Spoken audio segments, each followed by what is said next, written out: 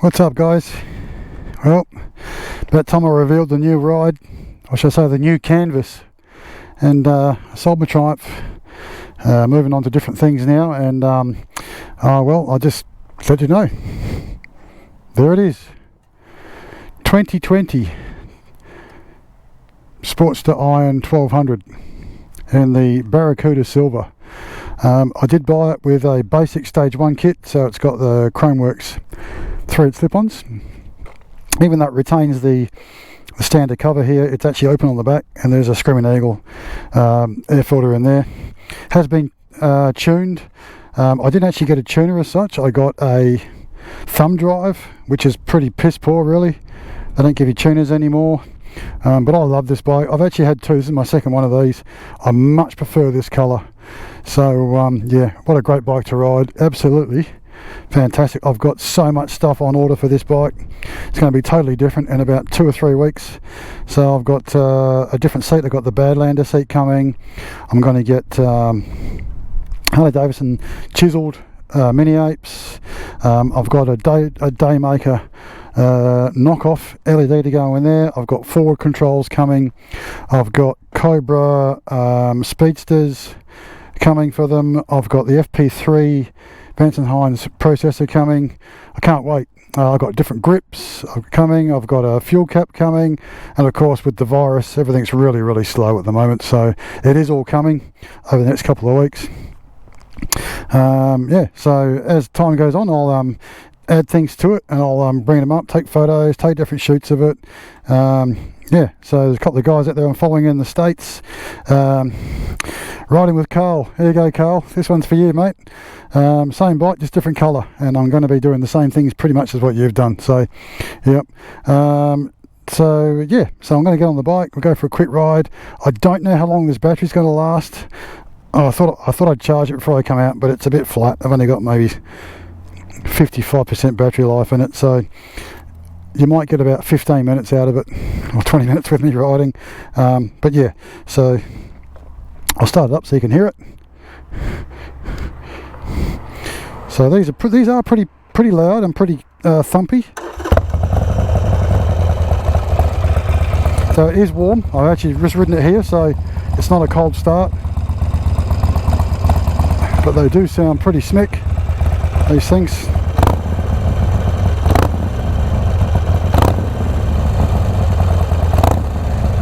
Yep, awesome bike. So anyway, we'll get going for the ride, and we'll see what happens. I've got a bit of a bad back, so I've got to take it really easy how corner and stuff, but let's see where that goes up there.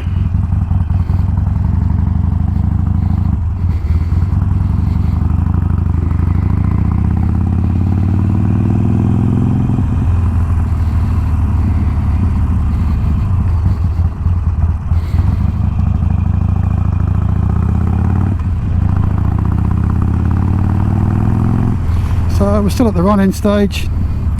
When I purchased this bike, it wasn't technically brand spanking sparkling new. It had 175 k's on it. So it's still at the run-in period, so I really can't take it over 3,500 RPM. But it goes well enough.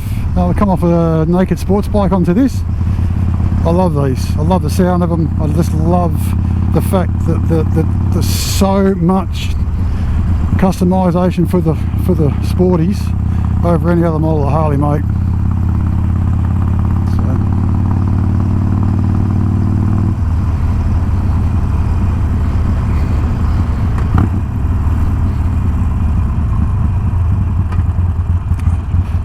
Yeah, people say to you, oh, why didn't you get a bigger bike? Well, you know what, I've had 1800cc motorbikes.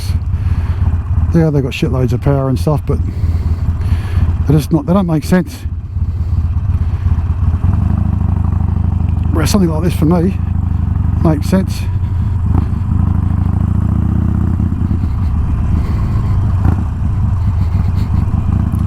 Small, compact. It's not slow by any stretch of the mind, but it's not fast either. It's not fast like my last bike, but yeah, so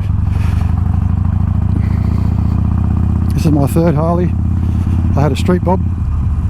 This is my second 1200 Sporty. And like I said, there's just so much you can do with them. I mean, the Sporty platform has been around for 50 odd years. They must be doing something right.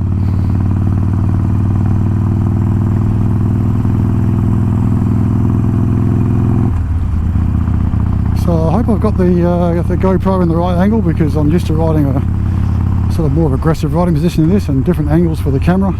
So hopefully this is all good.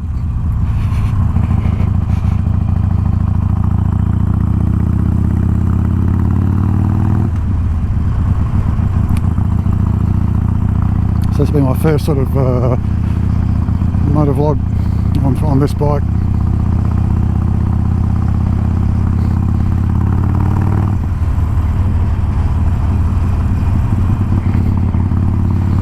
So I really I'm not too keen on these, don't know if you can see them, the mid controls.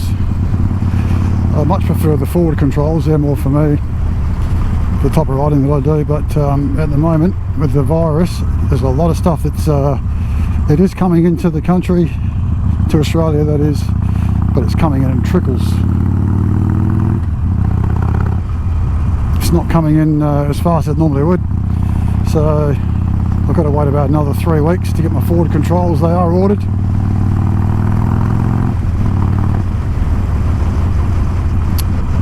The exhaust I got from a local company called EasyR. They're out of Melbourne, Australia. They had the Cobras, the ones I wanted. Had Vance & Hine short shots on my last Iron 1200. They were great, but I felt like I actually lost power with them, even with the tune.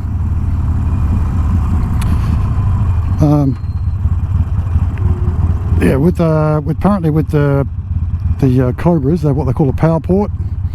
So this power port just joins them just before the mufflers.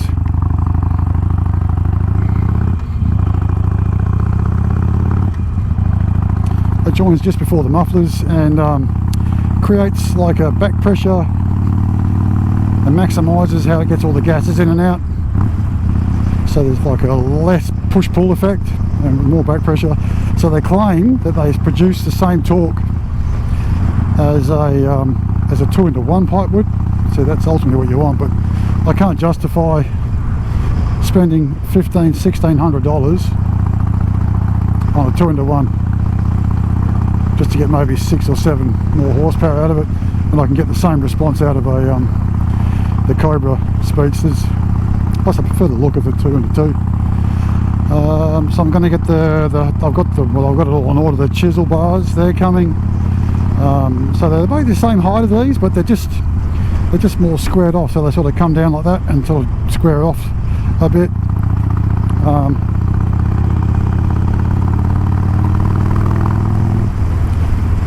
What else? I got a black cap coming. I should have got like what Carl did on his bike in Connecticut. Carl, this is with you, mate. I should have got a locking one, but I didn't, but I could always get one.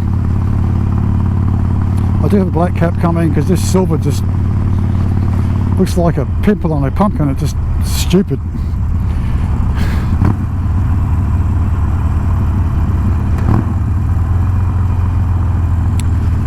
I've got grips coming. These grips aren't bad, but they're not thick enough for me. I prefer something I can actually feel underneath. So I've got these grips called Magnums. They're fat grips.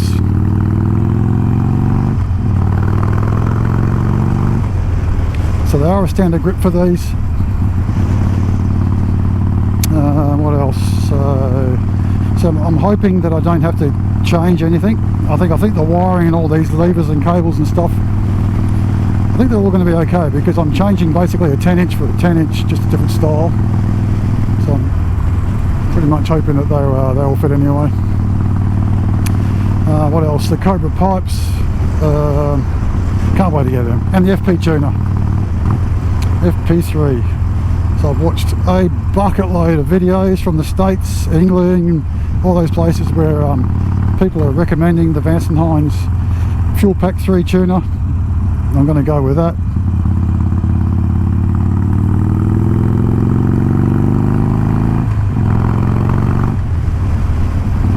I love this little bike. such a good thing to ride. Yeah, so I'm going with that one. Can't wait. Yeah, so got a lot of things. Like I said, it's my canvas.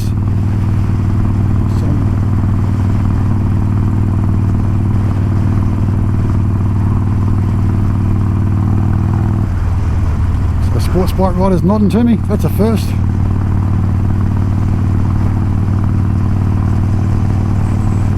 Some people don't nod because they're ass hats.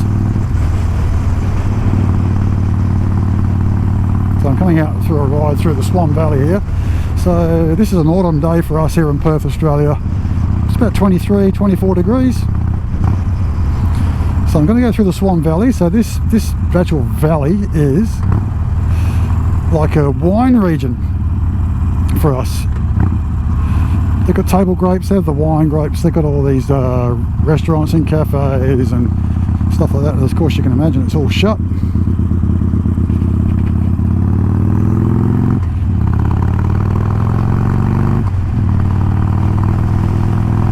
Because of the virus. We're very, very lucky here in Perth, Australia. I think we're pretty much the envy of the world at the moment in Australia. To give you an example, I feel really sorry for you guys in the States. I really do. My heart goes out to you guys. I mean, your rates are rising, your death toll's rising. Here in Australia, we've actually stopped it. We've got it under control. We only have something like 13 active cases, or known active cases of coronavirus here in Western Australia. We've had 3 deaths. We've had over 500 people infected. At first it was going gangbusters and just taking off. We shut everything, international, local borders, the whole lot, closed everything down. We did the whole lot, but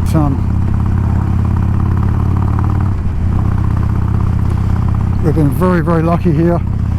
We've had all the recoveries other than the 3 deaths, and the 3 deaths were from floating petri dishes, commonly known as cruise ships. Probably about 50 to 60% of our cases in Australia have all been on tourists from cruise ships. So it has not been much fun.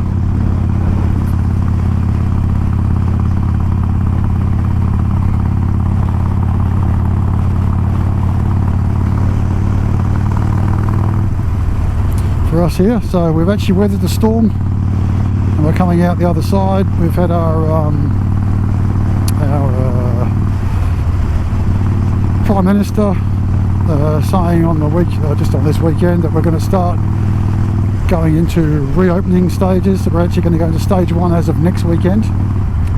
Our Premier, which is like a governor in the States, Premier for our state, is opening up a lot of restrictions here. Like now we can have gatherings of 10 people. That's happened for the last week. You can get out and about a bit more now.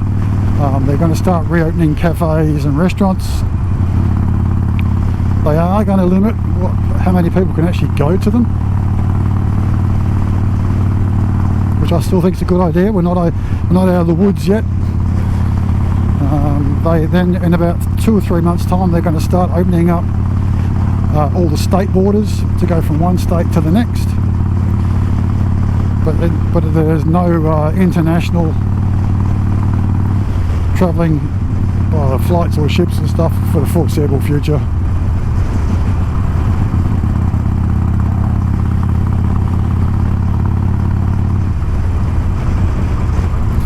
So it means no one can come in or out of overseas unless you're working and stuff like that. Then you've got to go into quarantine, isolation, that kind of stuff.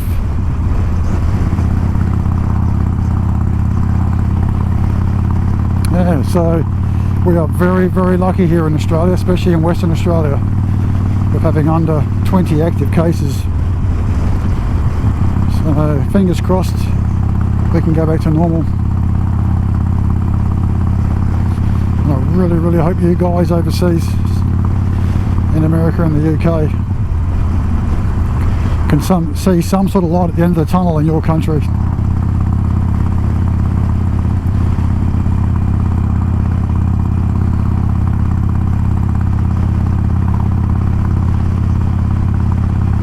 yeah, as we're riding here through the valley, good weather, 23, 24 degrees today in autumn, not a cloud in the sky after having storms and that during the week.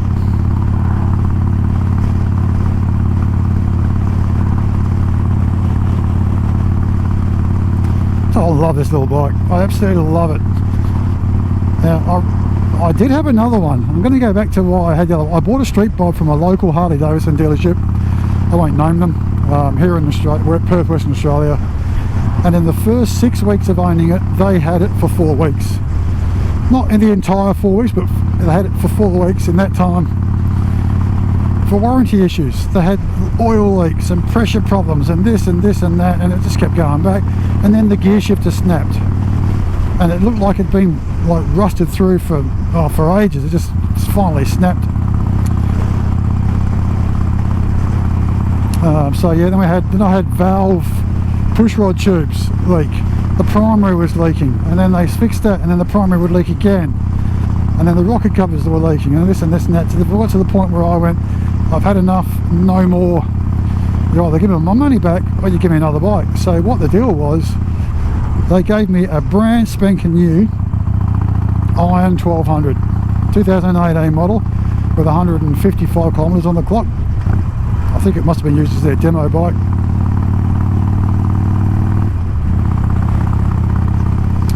So I took it, and I loved that bike. I spent, in Australian dollars, over $4,000 on bolt-on bits for it. The only downside for me was it was in that billiard white, and I'll be honest with you, I didn't like the white. I loved the way it was all blacked out, and I loved riding the bike. Everyone I know that had Harleys and stuff had dark colours, black, twisted cherry colours, stuff like that, all taking the piss constantly. Geez, dude, how you going there with your white Harley, all good? It's like, oh my god.